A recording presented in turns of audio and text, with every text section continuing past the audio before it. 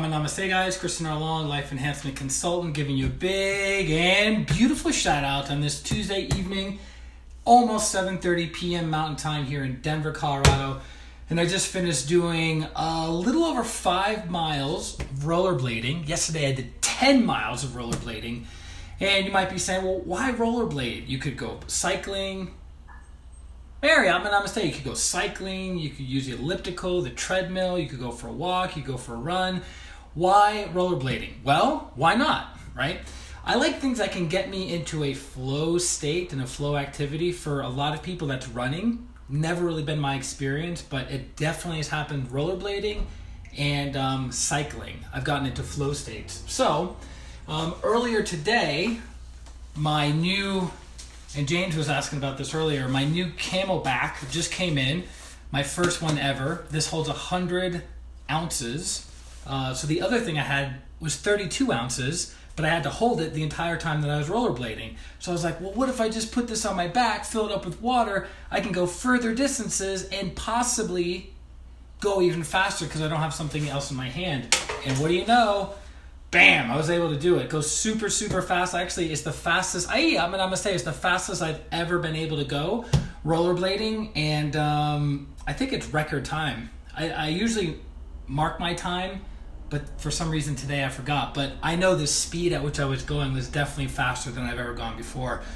So I think part of it had to do with I could swing my arms without holding an item in my hand. The other thing is I have more weight. So as I have more weight, I'm able to move faster with the water. And so now I'm home. I'm going to be making myself a protein shake because I didn't get enough protein in my diet earlier today. So I'm hopefully trying to learn my lesson here. And I'm going to do about 2 scoops, about 42 grams of protein. Fill it up with some nice almond milk. And maybe even do... I'd have to blend it, but I have almond butter over here, which I am a huge fan of. I don't know if you like almond butter, but it's pretty much my jam. But we'll do some almond milk. And for some reason, my grocery store, they have almond milk that's enriched with protein, 10 grams of protein I think it's per cup, which is really, really good. But for some reason, they didn't have it on. Didn't have it at the grocery store. So, what's today's stream about? Naomi, Namaste. Today's stream about is taking care of your physical body. It's super, super important to take care of your physical body as a spiritual practitioner. Now, over the past 4.5, almost 5 years of doing these live streams, we've occasionally covered this topic, but like anything, if you're not remembering the topic and practicing the topic, what's the point? So this is a good refresher. So when we meditate, when we sit down, when we do our spiritual practice, whether it's a Twin Hearts meditation, an Hatha Yoga meditation, or some other kind of meditation from other spiritual school or religion, the upper chakras, the heart, the throat, the ajna, the forehead, the crown chakra become more activated. It means they become bigger to be able to pull down, raise the roof, to be able to pull down more energy. Now, the interesting thing is, as the upper chakras become bigger, the lower chakras become smaller because the lower chakras feed the upper chakras. So your basic chakra, your sex chakra, your navel chakra, even your solar plexus to a degree feeds the upper chakras. So in order to be balanced, you don't want to be like this where you have huge upper chakras and little itty bitty tiny lower chakras. That means you're not grounded, you're not practical, you're not realistic, you're going to have a hard time making money. So the goal is to have balanced chakras, so evenly big upper chakras and evenly big lower chakras. Now, if you're this, like a pyramid, and you have little baby upper chakras and huge lower chakras, you're going to be very grounded, very practical, but you could, Sharon, Namaste, James, Namaste, you could be the kind of person that is going to fall to the tendencies and urges of the lower nature, which is excessive greed, excessive lust, excessive power.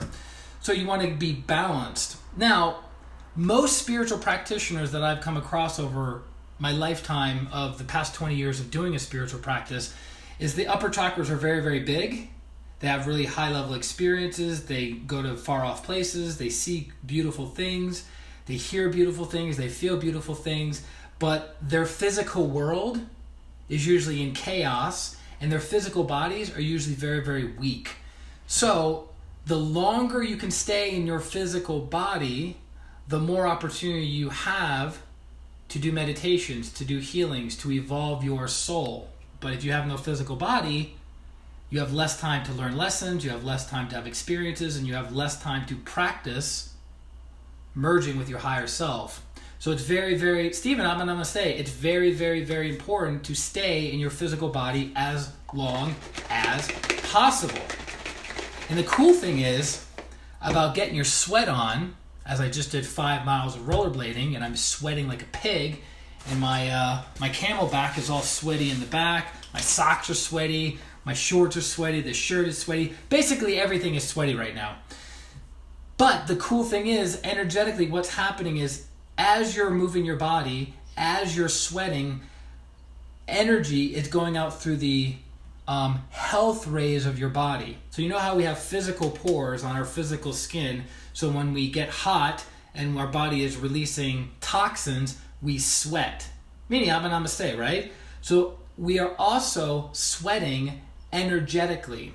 So if you look at somebody who is sick, clairvoyantly, their health rays, they shoot out like spaghetti strands in all directions. The health rays of our body are entangled. So meaning the congestion that's coming from us, trying to go out, is kind of stuck. It's not a straight line. It's going like zigzaggy, right? So it's not as efficient.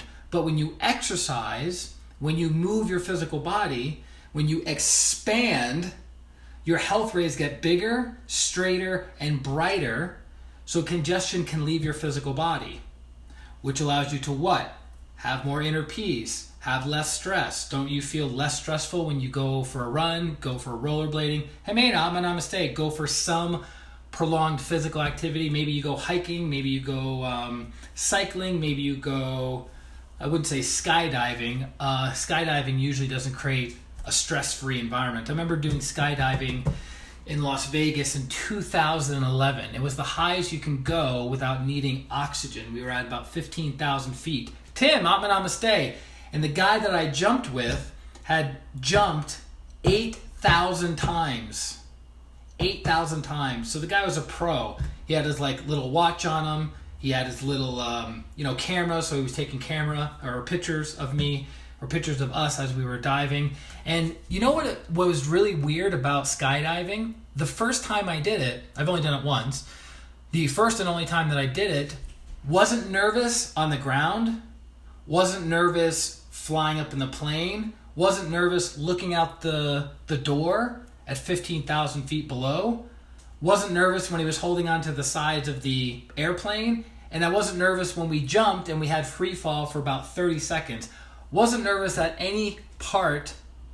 And then when the parachute deployed, the harness was around my crotch area, which affects blood flow. So as the harness tightened, it tightened my crotch area and it affected the way blood was flowing in my body. So I was getting like super, super woozy and I was about to puke. I was kind of like, you know that like, oh, I'm going to get sick, but you never quite get there. You're kind of like heaving, and heaving. That's kind of what was happening. And I was like, oh, if I throw up right now, the person 10,000 feet below me is not going to be very happy, or whatever the height was. So that was the most unenjoyable experience of skydiving. And just because of that experience, I wouldn't want to jump again, because you're basically hanging there for about a minute and a half, slowly making your way down to the ground. And I'm just like, because I all the blood flow is just all swirly in my system. So that was a little announcement. So, but I would recommend skydiving. It was super, super fun.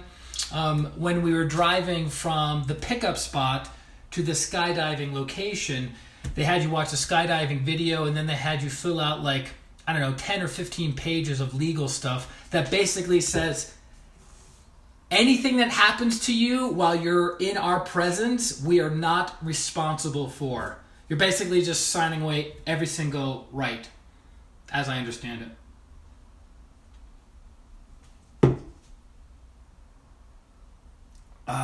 It's nice to have a break.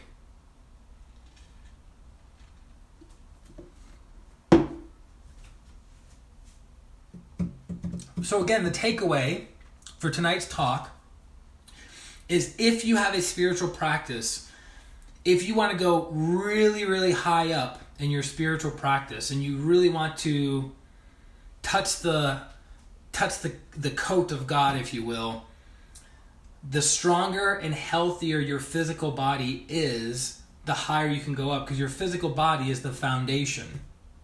So if you have a weak foundation, you can't build a very high building. So a skyscraper, the tallest buildings on the planet, have the deepest foundations.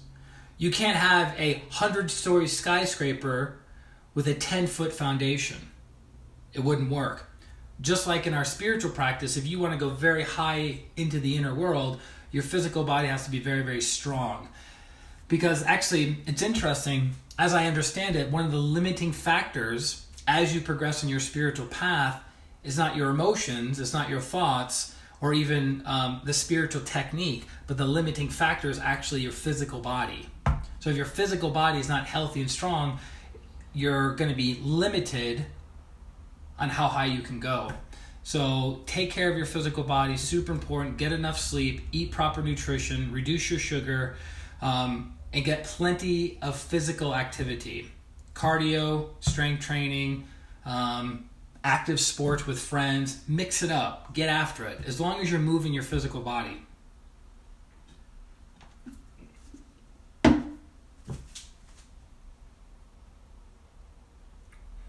Woo! And if I can offer you guys any other tips, suggestions, recommendations, definitely go to ChristianRLong.com. It's my name. It's my website. ChristianRLong.com. Click on Schedule a Consultation if you'd like to know how pranic healing can help you, or click on Schedule a Healing so we can create a miracle in your life in some area. Health, wealth, relationship, spiritual growth and development. Naomi's been given big and beautiful shout outs this entire live stream. Thank you. Very, very appreciative of that.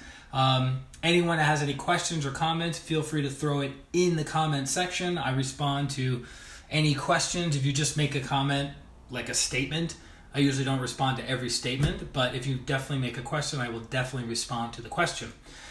And that's it, guys. So I'm going to bid you farewell for this evening. Catch us each and every day, 2019, of these live streams. Also, if you would like to sign up for one of the newsletters that we put out every Wednesday night, you can go to ChristianRLong.com, go to the bottom of the page, put your name, your email address in, and you will be getting the latest and greatest weekly pranic healing newsletter that talks about a quote from my teacher, Grandmaster Choa Koksui, and how that quote can be applied to your life to improve the quality of your life and alleviate your suffering. That's it, guys. Love you very, very much. Have a beautiful day, a beautiful week, and a beautiful life. This is Christian Long, Life Enhancement Consultant. Atma. Namaste. Naomi, you're very, very welcome. Have a great day, girl. Bye-bye.